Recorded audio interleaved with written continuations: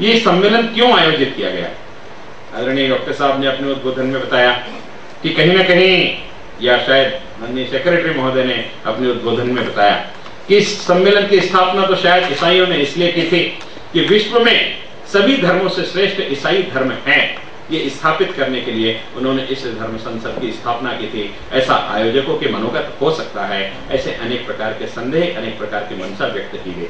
दूसरी बात यह भी हो सकती है कि विश्व के तथाकथित विकसित राष्ट्रों द्वारा स्थापित ईसाई धर्म ये विश्व के अविकसित और औपनिवेशिक राष्ट्रों के ऊपर में थोप करके अखंड विश्व को ईसाइयत के जामे के अंतर्गत ला लेना, इस संकल्पना को साकार करने के लिए इस सम्मेलन का आयोजन किया गया होगा, ऐसा अनेक इस आयोजन से जुड़े हुए लोग और आलोचक कहते हैं। लेकिन स्वामी विवेकानंद जी का सोचना बिल्कुल अलग था। स्वामी जी ने कहा कि ये जो सम्मेलन है ये मां जगदम्बा की कृपा से आयोजित हुआ है। मां जगदम्बा ने सनातन धर्म को विश्व के पटल पर स्थापित करने के लिए इस आयोजन को स्थापित किया है। मां जगदम्बा की अनुमति से ही तमाम विघ्नों के बावजूद मैं इस मंच पर आकर के बैठा हूं और मां जगदम्बा के आशीर्वाद से ही मेरे वाणी से विस्फुटित होने वाली सरस्वती विश्व का मार्गदर्शन करेगी, ऐसा मुझे विश्वास हो। इस भावना के साथ स्वामी जी उस मंच पर जाकर के बैठ गए। तो क्रिश्चियन धर्म की कुछ परिपाटियां हैं, वहां क्रिश्चियनिटी का पूर्ण वर्चस्व था, इसलिए उस स्थिति में वहां के जो कार्यक्रम के चेयरमैन थे वो वहां के कैथोलिक पंथ के कार्डियल गिबन्स नाम के जो व्यक्ति थे, जो सर्वोच्च पद पर बैठे हुए थे, उनको लाल रंग की वेशभूषा में मंच के केंद्र में चेयरमैन के रूप में बैठाल दिया गया। हिंदुस्तान की तरफ से ब्रह्म समाज का प्रतिनिधित्व करने के लिए मजूमदार गए हुए थे, मुंबई से नगर कर गए हुए थे, जैन धर्म की स्थापना करने के लिए वहां पर गांधी नाम के एक सज्जन गए हुए थे, बौद्ध धर्म की स्थापना करने के लिए धर्मपाल नाम के एक व्यक्ति गए हुए थे, कन्फ्यूशियस धर्म के लोग वहां थे, सभी लोग भी अन्य धर्म के लोग वहां थे। और जहां हिंदुस्तानी लोग बैठे हुए थे, हिंदुस्तानियों में मजूमदार को बिल्कुल वो जो महापुरुष थे, महामानव जिनको चेयरमैन बनाया गया था, उनके बाएं तरफ बैठने के लिए स्थान दिया गया था। क्यों दिया गया था इसकी व्याख्या आने वाले समय में हो जाएगी। स्वामी जी भी उसी पंक्ति में भारत का प्रतिनिधित्व करते हुए बैठे हुए थे। सुबह उनकी पूजन विधि के हिसाब से ईसाई धर्म की प्रार्थना के साथ में कार्यक्रम का शुरुआत हुआ।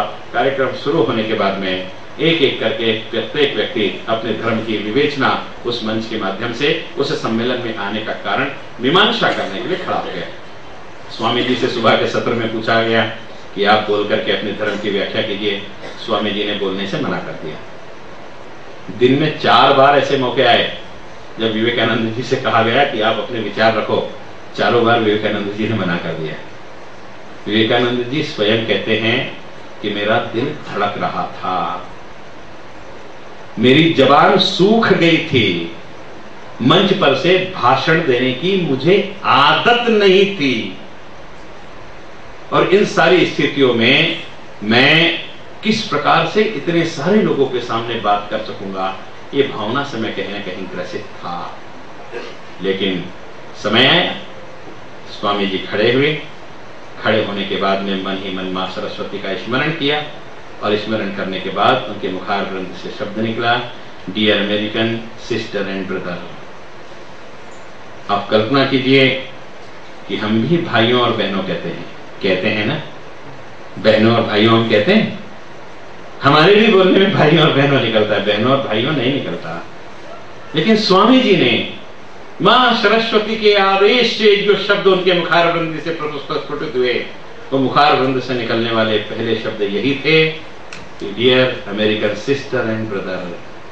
आप कल्पना कीजिए कि जिस समाज में महिला को केवल भोग की वस्तु समझा जाता हो, जिस समाज की संरचना को लेकर के शाहिर ने पंक्तियां लिखी हो कि औरत ने जन्म दिया मर्दों को, मर्दों ने उसे बाजार दिया, जब जी चाहा मसला कुसला, जब जी चाहा बेजार किया, जिस सीने से दूध पिया उस सीने का व्यापार किया, जिस कोख से उसने जन्म लिया उस कोख का कारोबार किया, औरत के जिंदा जलने को त्याग और बलिदान कहा, अस्मत के बदले रोटी दी और उसको भी एहसान कहा। ऐसे समाज के बीच में पहले बहन शब्द का उल्लेख करना, ये विश्व के पटल पर भाई बहन समझना ये तो दूर की बात है, पहले नारी को सम्मान देना ये विश्व के इतिहास पटल पर पहले बार स्वामी जी के मुखारबंद से प्रस्फुटित हुआ।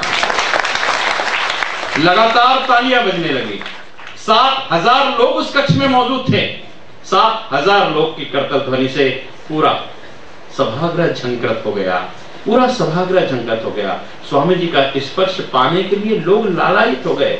लोग उछल करके, कूद करके, कुर्सियों को फांद करके स्वामी जी के पास जाने के लिए बड़े प्रमाण में महिलाओं में होड़ लग गई।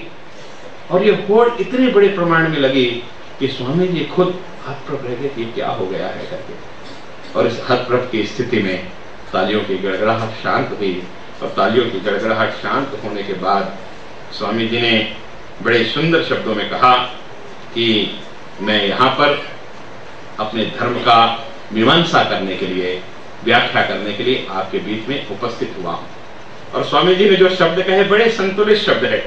स्वामी जी ने कहा कि सन्यासियों की प्राचीनतम वैदिक परंपरा की ओर से विश्व के नवीनतम राष्ट्र को मैं धन्यवाद ज्ञापित करने के लिए यहाँ पर आया हुआ हूँ। आप कल्पना कीजिए कि अमेरिका विश्व का नवीनतम राष्ट्र, पूर्व कल्पना कीजिए कि खोजने कोलंबस हिंदुस्तान निकला था, पहुंच अमेरिका गया था। उस परिस्थिति में विश्व का नवीनतम राष्ट्र का मैं धन्यवाद ज्ञापित करता हूं कि उसने प्राचीनतम सभ्यता और संस्कृति को अपने उद्गार व्यक्त करने के लिए हमारी आध्यात्म परंपरा को ये स्थान उपलब्ध करा करके दिया। इसलिए मैं धन्यवाद ज्ञापित करना चाहता हूं। इस प्रकार से संतुलित शब्द में स्वामी जी ने अपने भाषण की शुरुआत करी। साथ ही साथ स्वामी जी ने अपने उद्बोधन में कहा कि ये विश्व किसी एक धर्म की धरोहर नहीं। ये विश्व अगर हमें चलाना है तो इस विश्व को संचालन करने के लिए आवश्यकता है सार्वभौमिक सहिष्णुता की। और सार्वभौमिक सहिष्णुता को अगर हम देखना चाहते हैं तो सार्वभौमिक सहिष्णुता विश्व में कहीं है तो केवल और केवल मेरे सनातन धर्म में है। कारण सार्वजनिक धर्म में सार्वजनिक सहिष्णुता का अगर प्रतिबिंब आपको देखना है तो विश्व में चाहे पारसी हो चाहे यहूदी, इनको अनेक देशों ने खदेड़ खदेड़ करके अपने देश से भगाया।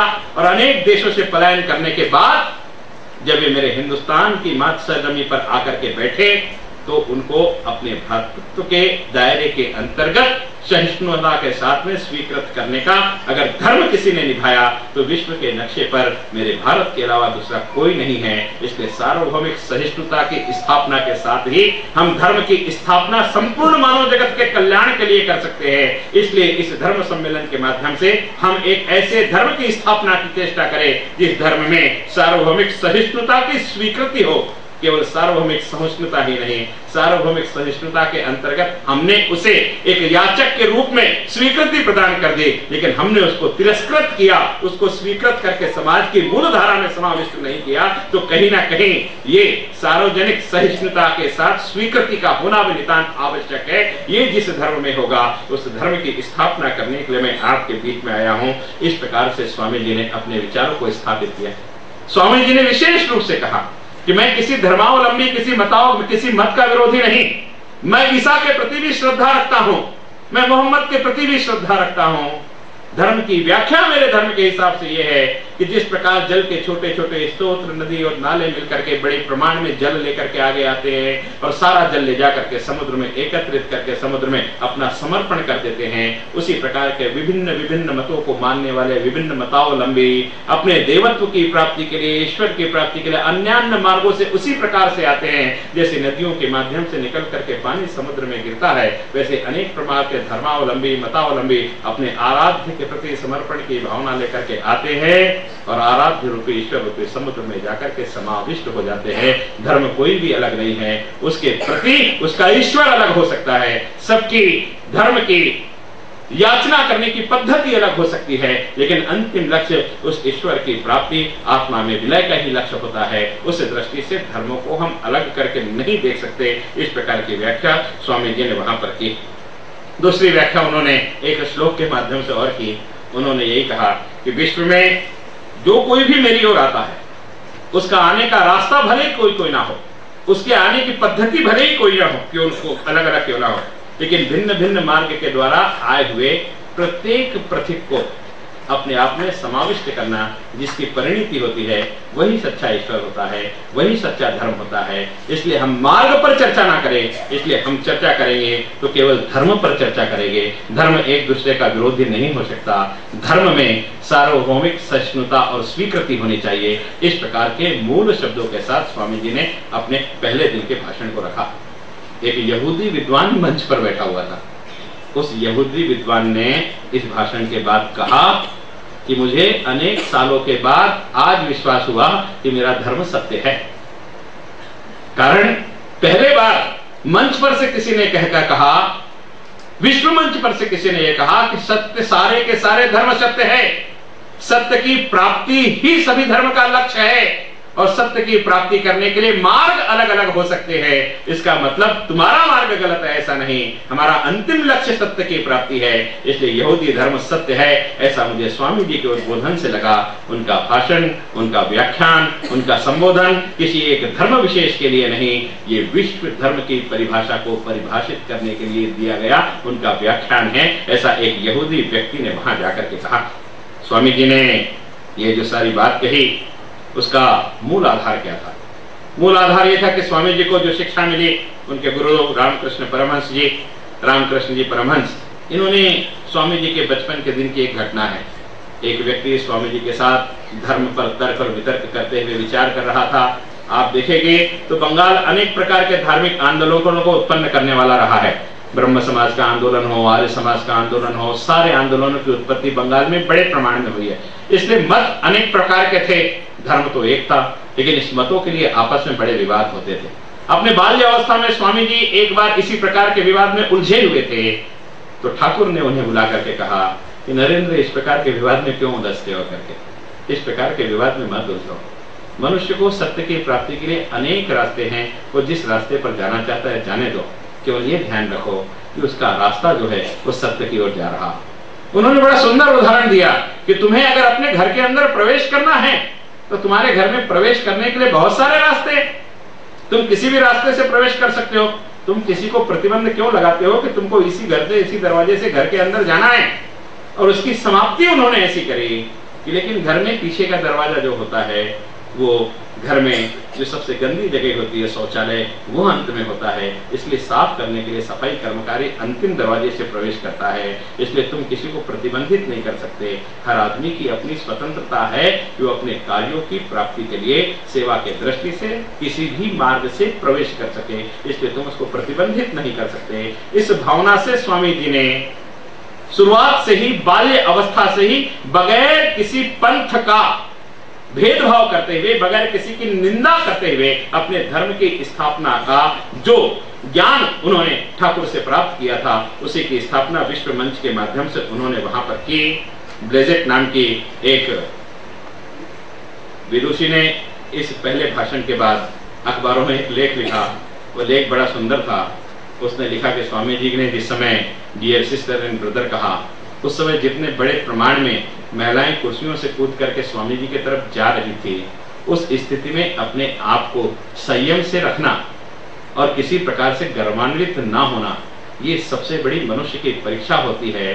अन्यथा इतने बड़े प्रतिशत को मिलने के बाद गर्व में, घमंड में चूर चूर व्यक्ति किसी प्रकार से विश्व नेतृत्व को नहीं कर सकता। स्वामी जी के चेहरे पर लेश मात्र भी किसी प्रकार का गर्व नहीं था।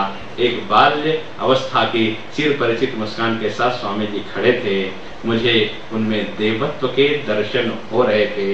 ऐसे शब्द वो ब्लेजेट नाम की महिला लिखती है और समझती है कि किसी व्यक्ति को ऐसा कोई व्यक्ति मिल जाए तो उसने उसको भगवान ही समझना चाहिए। इस प्रकार का लेख लिखने के लिए ब्लेजेट नाम की महिला कहीं ना कहीं मजबूर हो जाती है। धीरे धीरे ये प्रसंग आगे बढ़ता गया। शिकागो धर्म परिषद में स्वामी जी हिंदुत्व की स्थापना करने के लिए खड़े हुए और हिंदुत्व की स्थापना और हिंदुत्व की मीमांसा करने के लिए जब स्वामी जी खड़े हुए तो स्वामी जी के उद्बोधन से 15 मिनट पहले ही पूरा का पूरा सभागृह खचाखच भरा हुआ था। और स्वामी जी के उद्बोधन से पहले पूरा सभागृह खचाखच भरा हुआ था। स्थिति यह थी कि उस सभागृह के बाहर भी लोग बैठे हुए थे, जिनको अंदर सभागृह में प्रवेश नहीं मिला। कारण पहले दिन स्वामी जी का जो उद्घाटन भाषण था उसको जिस प्रकार से अमेरिका में प्रसिद्धि मिली, अमेरिका के बड़े बड़े चौराहों पर स्वामी जी के बड़े बड़े तैल चित्र लगा दिए गए और जिस प्रकार से आराध्य को नमस्कार किया जाता है, इस प्रकार से स्वामी जी को नमस्कार करने का काम वहां के युवा अमेरिकियों ने किया। वो देख करके बड़े प्रमाण में स्वामी जी के विचार को सुनने के लिए, हिंदुत्व की व्याख्या सुनने के लिए लोग वहां पर आकर के एकत्रित हुए। हिंदुत्व की व्याख्या करते समय स्वामी जी ने किसी प्रकार से क्रिश्चियनिटी पर आक्रमण नहीं किया, किसी प्रकार के किसी दूसरे धर्म के प्रति उन्होंने गलत शब्द का उपयोग नहीं किया। उन्होंने बड़े सुंदर शब्दों में हिंदुत्व की व्याख्या करी। उन्होंने हिंदुत्व के बारे में बताया कि आत्मा का दिव्यत्व, जीवन का अखंडत्व, ईश्वर का एकत्व और सभी धर्मों का समावत्व, यही हिंदुत्व है। बड़े सुंदर शब्दों में व्याख्या करी उन्होंने कि आत्मा का दिव्यत्व, जीवन का अखंडत्व, ईश्वर का एकत्व और सभी धर्मों का समावत्व, और इस समावत्व से दिव्यत्व की अनुभूति, और दिव्यत्व की अनुभूति से दिव्य साकार करने के लिए दिव्य मनुष्यों का निर्माण, जिस मनुष्य निर्माण में मानव मात्र को अमृत की संतान कहा जाता हो, वो हिंदुत्व है। दूसरा कोई भी हिंदू की व्याख्या नहीं है करते। आप कल्पना कीजिए कि मनुष्य को अमृत की संतान स्थापित करने के लिए समाज के उत्थान की संकल्पना करके अखंड विश्व की विचारधारा को एकत्व समाविष्ट करके समाज के सामने प्रस्फुटित करने का काम अपने मुखार वृंद से स्वामी जी ने किया, और हिंदुत्व की व्याख्या विश्व पटल पे जाकर के स्थापित हो गई। किन लोगों के बीच में स्थापित हुई? उन लोगों के बीच में स्थापित हुई जिन्होंने हिंदुत्व के बारे में कभी दो शब्द भी नहीं सुने थे। यह तारीख 19 सितंबर की थी। बड़े प्रमाण में स्वामी जी के विचार लोगों के बीच पहुंचने के कारण जो क्रिश्चियन मिशनरी थी वो कहीं ना कहीं स्वामी जी का विरोध करने के लिए आगे आ गई थी। केवल क्रिश्चियन मिशनरी नहीं, मैंने आपसे पहले कहा कि मजुमदार नाम का व्यक्ति जो ब्रह्म समाज की व्याख्या करने के लिए मंच पर मौजूद था, वो भी स्वामी जी की इस प्रसिद्धि से इतना ज्यादा विचलित हो गया था कि उसने ठाकुर रामकृष्ण परमहंस से लेकर के स्वामी जी के बारे में गलत गलत धारणाएं लोगों के मन में प्रसारित करी, और उन्हें ये एस्टेब्लिश करने की कोशिश करी कि ये जो विवेकानंद हिंदू धर्म की स्थापना कर रहा है, ये मूल हिंदू धर्म नहीं है, ये विवेकानंद का स्वयं का किया हुआ आविष्कार है, जिसको वो हिंदू धर्म के नाम से यहाँ पर स्थापित करने की कोशिश कर रहा है। मूल हिंदू धर्म तो अलग है। मूल हिंदू धर्म वहां किस प्रकार से स्थापित था? मूल हिंदू धर्म के बारे में यही बताया जाता था कि हिंदुस्तानी नरभक्षी है, नग्न है, इतनी भीख है वहां पर, इतनी गरीबी है कि बच्चा पैदा होने के बाद मगरमच्छ को खिला देते हैं कि इसको पालूंगा कैसे। काला जादू दिखाने वाला हिंदुस्तान, बंदर का नाच दिखाने वाला हिंदुस्तान, सांप और मुंगूस की लड़ाई दिखाने वाला हिंदुस्तान। हिंदुस्तान के बारे में यही विचार विश्व मंच पर स्थापित किए गए थे, और यही हिंदू धर्म में होता है। कारण हिंदुओं को अगर हम नीचा दिखाएंगे, निर्धन दिखाएंगे, तो यहाँ पर प्रचार और प्रसार करने के लिए वहां पर पैसा एकत्रित होगा, और हम पादरियों को धर्मांतरित करने के लिए आधार बनाकर यहाँ पर भेज सकेंगे। इस तरीके से हिंदू धर्म की व्याख्याएं वहां पर बड़े गलत तरीके से की जाती थी, और उसे समर्थन देने का काम मुजुमदार जैसे लोग वहां जाकर के मंच पर से किया करते थे। इसीलिए जिस समय उद्घाटन समारोह हुआ तो चेयरमैन की कुर्सी के दाहिने तरफ में मुजुमदार को बैठने के लिए उस अखिल विश्व मंच पर जगह दी गई थी। ये हमने समझ लेना चाहिए। बस यही समाप्त नहीं हो जाती। एक यक्ष प्रश्न मैं आपसे पूछना चाहता हूं, जो मेरे मन में खटकता है बार बार। आप हिंदुस्तान की फिल्मों को उठाइए और बताइए कि हिंदुस्तान की एक फिल्म जिसको विश्व में अवार्ड मिला, वो फिल्म देश की समृद्धि पर बनी हुई है। देश की झोपड़पट्टी की गरीबी, देश की झोपड़पट्टी की गंदगी, समाज की कुव्यवस्था, समाज की दुर्व्यवस्था, इसके आधार पर जितनी भी फिल्में हिंदुस्तान ने बनाई है, विश्व के मंच पर उन्हीं को प्रदर्शित करने का काम, जाकर के पुरस्कार देने का काम विश्व के जगत मंडली ने किया है।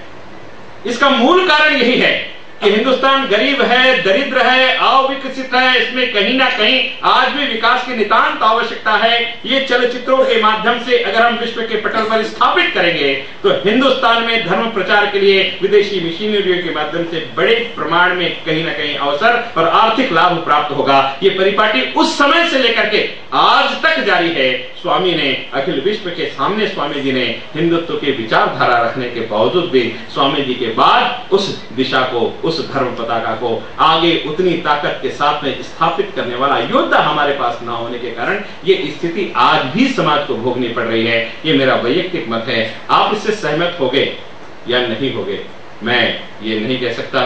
मैं अगर नाम गिनाना चाहूं तो अर्ध सत्य, अर्ध चक्र, मंडी, इन प्रकार की फिल्मों को विदेशों में पुरस्कार मिलते हैं।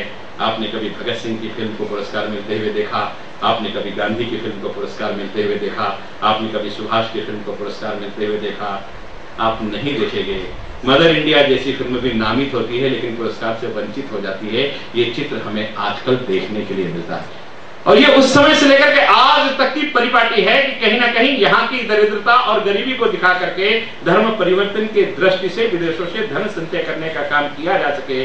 स्वामी जी ने ये सारी चीज मालूम होने के बावजूद बगैर इसको छुए हुए स्वामी जी ने तार्किकता के साथ में केवल और केवल विश्व धर्म की स्थापना होनी चाहिए, मानवता के साथ में एक दूसरे से व्यवहार होना चाहिए, एक धर्म ने दूसरे धर्म का विरोध नहीं करना चाहिए, सबको अपने भगवान पर विश्वास रखने का अधिकार है, सब अपने आराध्य का पूजन पूरी ताकत के साथ कर सकते हैं, कोई धर्म छोटा नहीं, कोई धर्म बड़ा नहीं। मैं भी ईसा के प्रति सम्मान रखना चाहता हूं। उन्होंने तो इससे आगे बढ़कर के कहा, इससे आगे बढ़कर के कहा कि मेरे शरीर की झंकृत से ही ईसा रूपी, कृष्ण रूपी और बौद्ध रूपी लहरें निकलती है। ये शब्द का उल्लेख, मैं ब्रह्म हूं और मैं ब्रह्म होने के कारण मेरे शरीर से झंकृत होने वाली स्वर लहरियों में से ही कृष्ण निकलता है, बुद्ध निकलता है, ईसा निकलता है। इस संकल्पना को विश्व पटल पर रखने की अगर किसी ने चेष्टा करी तो चेष्टा करने वाला महामानव था तो स्वामी विवेकानंद था, दूसरा कोई नहीं। ये सारी चीजें हो रही थी।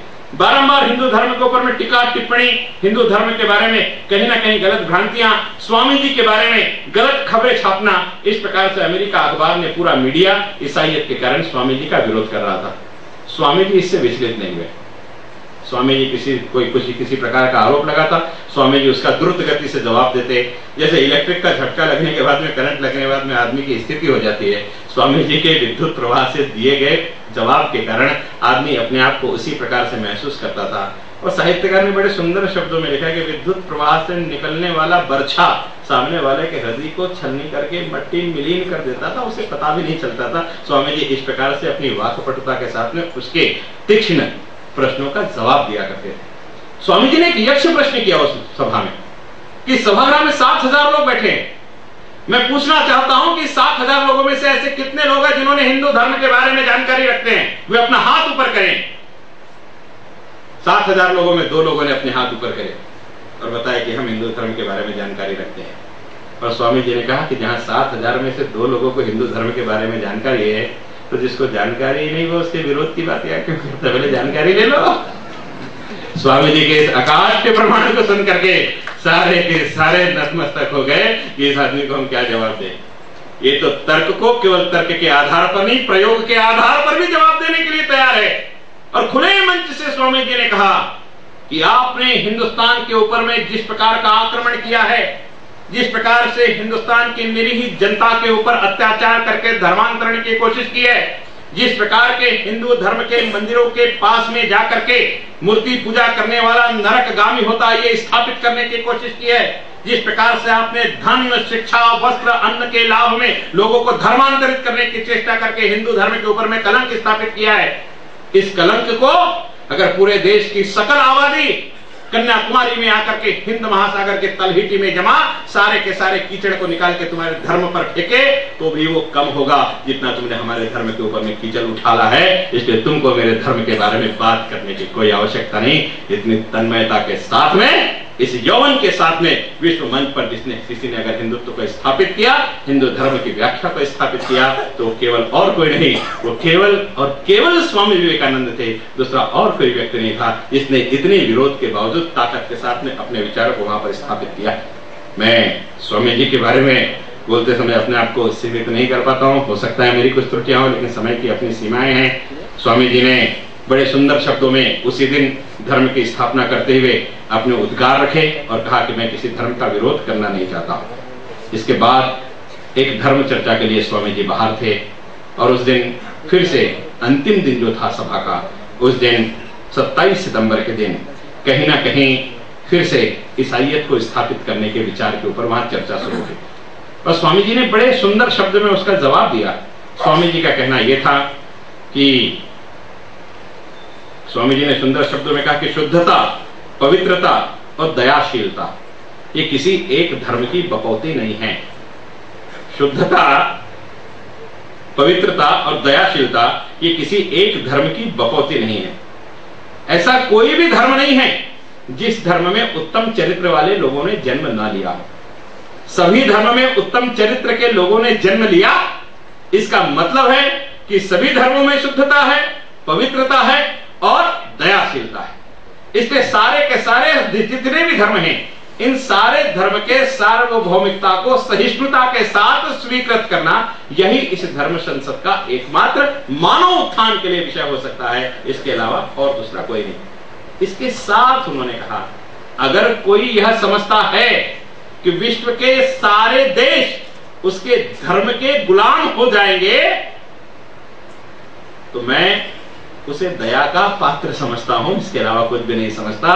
कारण यह संकल्पना करना ही गलत है कि आखिर विश्व किसी एक धर्म के नीचे में आकर के झुक जाएगा करके। ये सारी चीज स्वामी जी ने बड़ी ताकत के साथ कही और अपने उद्बोधन ने कहा उन्होंने कि अगर हम सार्वभौमिक सहिष्णुता की स्वीकृति के समाज की संरचना करेंगे तो समाज में धर्म की जो पताका होगी, उस पताका पर लिखे जाने वाले शब्द इस मंच से मैं उच्चारित करता हूं, उस पताका पर लिखे जाने वाले शब्द होंगे युद्ध नहीं सहायता, दूसरा शब्द होगा विनाश नहीं ग्रहण, तीसरा शब्द होगा मतभेद व कलह नहीं मिलन और शांति।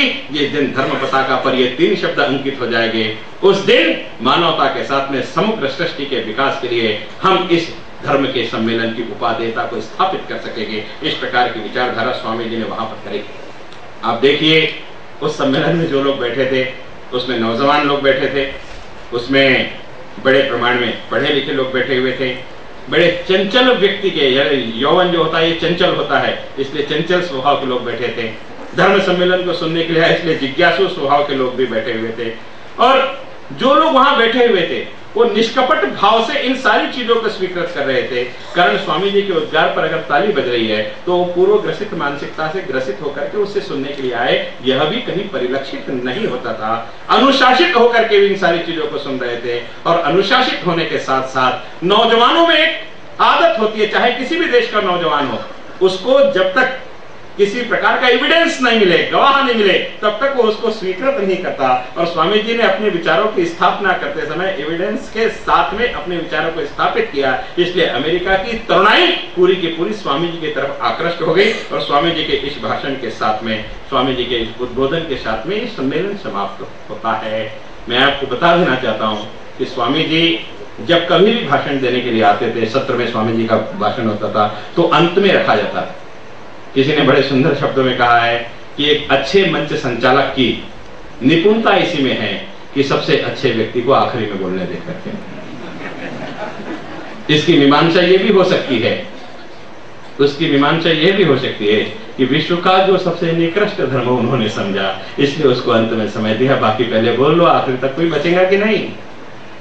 लेकिन यथार्थ यही है कि संचालन करने वाले को यह पता था कि अगर ये युवा स्वामी ने अपने विचार यहां पर व्यक्त कर दिया तो ये 7,000 लोग उठ करके बाहर चले जाएंगे।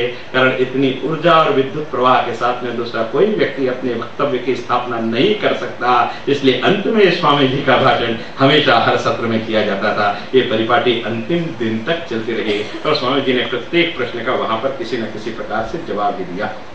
धर्माचार्यों को उन्होंने बड़े अच्छे शब्दों में संबंधित करते हुए वेद के बारे में कहा। मैं वेद जो है ये किसी धर्म मानव के द्वारा दिया गया प्रवचन नहीं, वेद जो है ये किसी धर्माचार्य के द्वारा दिया गया संदेश भी नहीं है। तो फिर वेद क्या है? तो वैदिक ऋषियों द्वारा आविष्कृत आध्यात्मिक सत्यों को, आध्यात्मिक सत्यों को हम वेद कहते हैं। वैदिक ऋषियों द्वारा आविष्कृत आध्यात्मिक सत्यों के संकलन को ही हम वेद कहते हैं।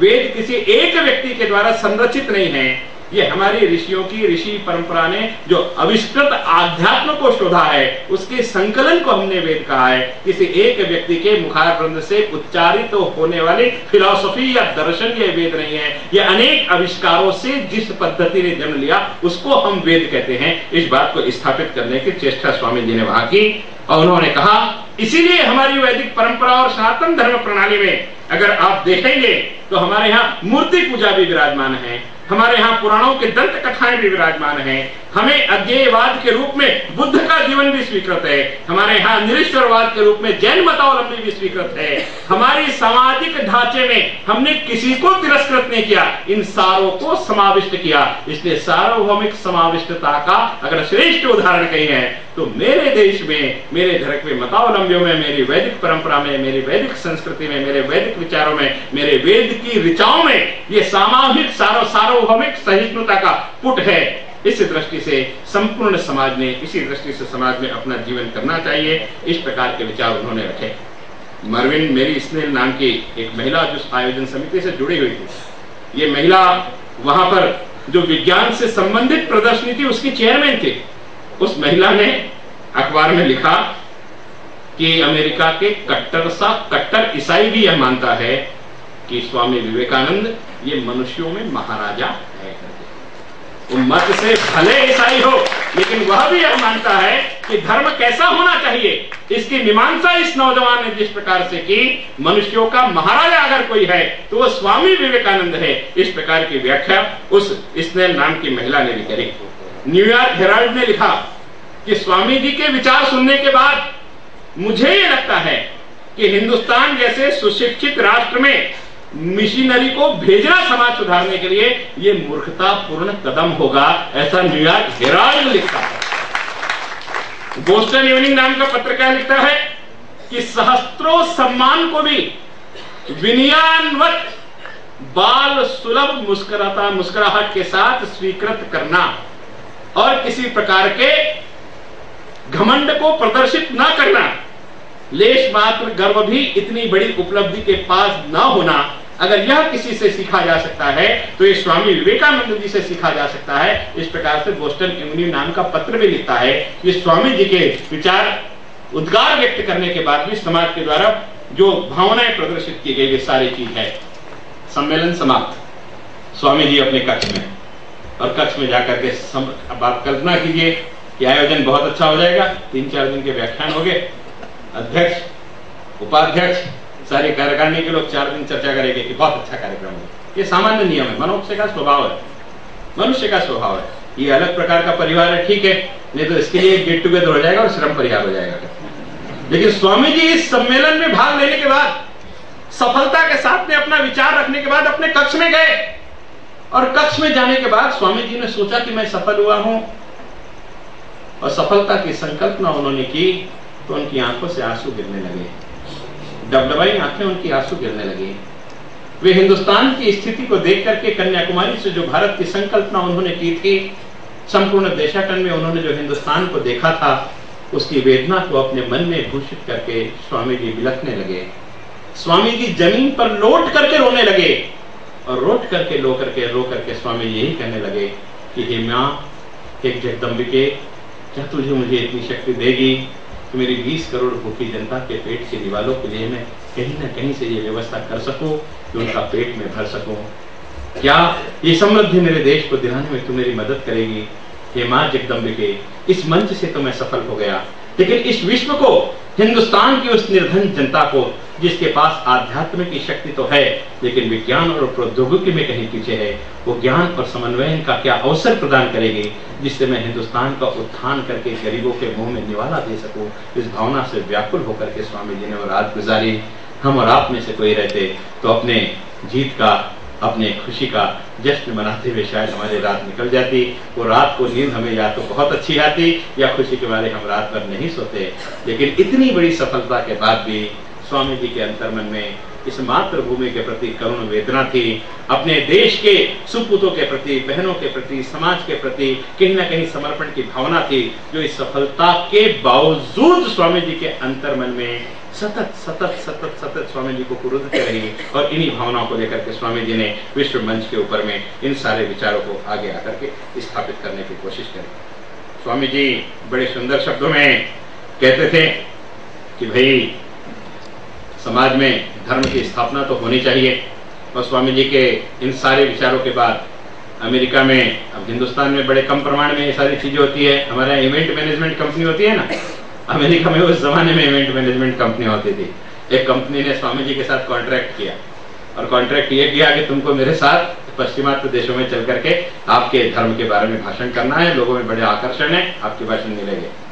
और कोई कंपनी अगर वाणिज्यिक कंपनी हो, कमर्शियल कंपनी हो, तो किसी फिटे हुए लोगों के ऊपर में पैसे नहीं लगाती करते। किसी फिटे हुए मोहरे पर कोई भी व्यवसायिक आदमी पैसे नहीं लगाता। स्वामी जी को उस कंपनी ने इंगेज किया। इसका मतलब था कि अखंड पाश्चात्य देशों में कहीं ना कहीं स्वामी जी का एक्सेप्टेंस इतना हो गया था कि उस कंपनी को पता था कि इस व्यक्ति को अगर मैं साथ में लेकर के गया तो सुनने में बड़ी संख्या में लोग आएंगे और मुझे अर्थार्जन होगा। इस दृष्टि से कहीं ना कहीं मैं इनको इंगेज करूं। स्वामी जी को भी अपने धर्म के प्रचार और प्रसार के लिए, अपने उद्देश्य की प्राप्ति के लिए लेश मात्र ही क्यों ना हो, लेकिन पश्चिम जगत में अपने धर्म का विस्तार करने के लिए अवसर चाहिए था। पैसा ये सेकेंडरी बात है, अवसर चाहिए था। मैं अगर किसी अनजान जगह पर खड़े होकर के भाषण दूं तो लोग 4 आएंगे, 5 आएंगे, 6 आएंगे, मालूम नहीं, लेकिन यश कीर्ति फाउंडेशन के नाम के नीचे आकर के भाषण दूं तो खर्च तो भरा हुआ मिलेगा। स्वामी जी को भी एक कंपनी मिली, जिस कंपनी ने लोगों को जमा करना शुरू किया और स्वामी जी को लगा कि ये भीड़ जमा करेगी और मैं विचार प्रस्थापित करूंगा तो मेरा धर्म इतने लोगों तक जाएगा। इसलिए अपने धर्म की स्थापना करने के साथ स्वामी जी ने उस कंपनी के साथ में कॉन्ट्रैक्ट कर लिया और अनेक देशों में जाकर के, अनेक स्थानों में जाकर के, अमेरिका के छोटे छोटे जो राज्य हैं उन राज्यों में जाकर के स्वामी जी ने अलग अलग तरीके से अपने विचारों को, अपने धर्म की स्थापना को करने का कार्य शुरू किया, जो सतत स्वामी जी पूरे कार्यकाल तक 4 वर्षों तक अमेरिका और इंग्लैंड में रह करके स्वामी जी ने इन सारे कार्यों को किया। मैं एक बात आपको और बता देना चाहता हूं कि स्वामी जी ने बड़े सुंदर शब्दों में कहा था। स्वामी जी का कहना ऐसा था कि ईसाईयत जब धर्म प्रचार करती है तो धर्म प्रचार करते समय धर्म के साथ साथ वो सेना का भी उपयोग करती है। किसी मनुष्य का उत्थान करने के लिए उसको मदद करना, अगर उसका यही स्वरूप होता तो शायद इसे स्वीकृत किया जा सकता था, लेकिन धर्म के प्रचार के साथ साथ उपनिवेश का निर्माण करना भी उसके पीछे की पार्श्विक विचारधारा है। इसलिए इस बात का मैं निषेध करता हूँ। सेना अलग चीज है, धर्म अलग चीज है, सेवा अलग चीज है। यह बात भी उन्होंने बोस्टन में जाकर के कही। आपको एक बात मैं और बता देना चाहता हूँ कि मैक्स मुलर नाम का एक प्रख्यात साहित्यकार हुआ, सारे लोगों ने उसका नाम सुना होगा। ये स्वामी जी से उसका साक्षात्कार हुआ, स्वामी जी से मुलाकात हुई।